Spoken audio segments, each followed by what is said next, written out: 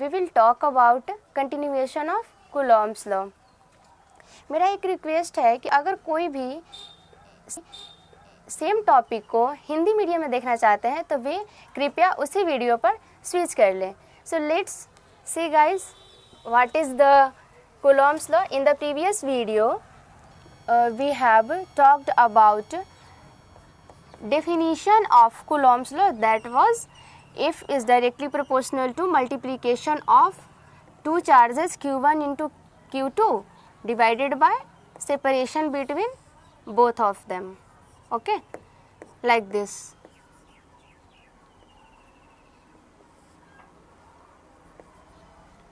So what will be the magnitude of force between both the charges? But after sometimes we can say like that कि if we have to remove the proportionality sign, then what we do?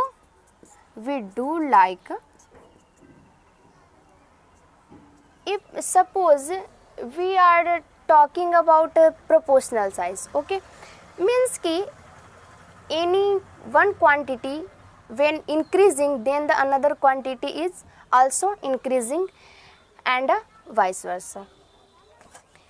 Means there is some constant which will remain always with the proportionality. If we have need to remove the sign of proportional, then what we do? We put a equal to sign and some constant k. This is the meaning of proportional.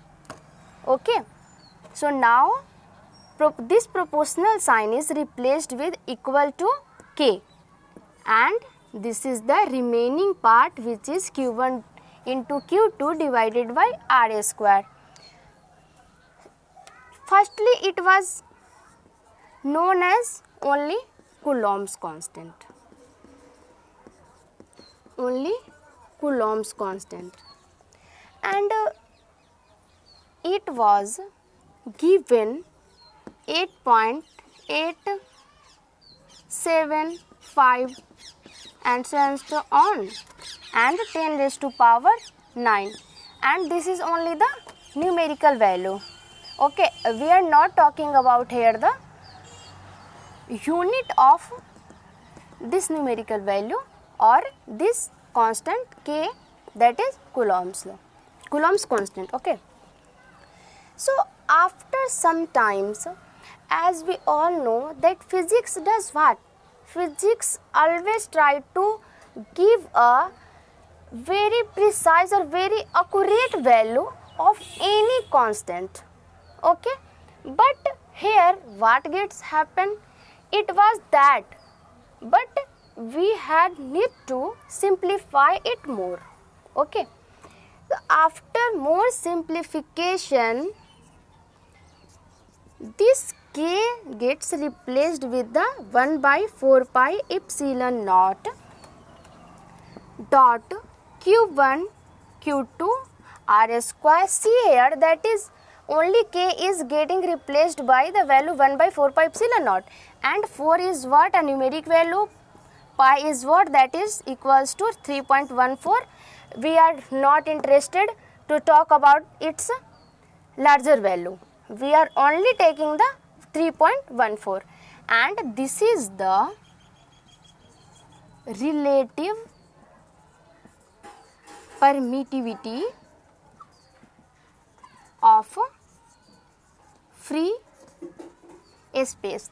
And what is the meaning of free space? It means only that either air or vacuum. Okay, suppose these two charges are placed in free space displaced by distance r, and this is our free space. Okay, it means कि free space means this is, these both charges are kept either in air or in vacuum.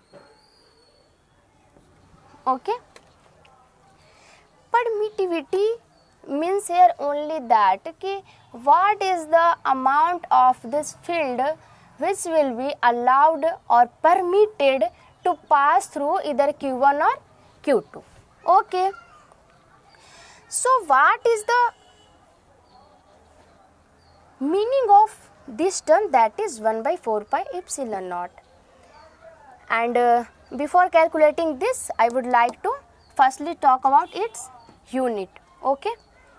After then we will see unit of this. So in the previous classes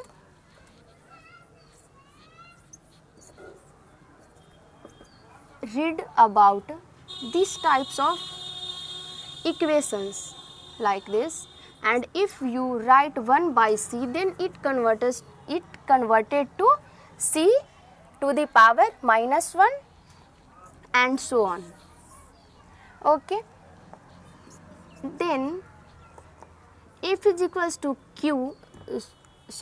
f is equals to k q1 dot q2 divided by r square. What is the unit of force? That is Newton. And what we have to find the unit of k. Okay.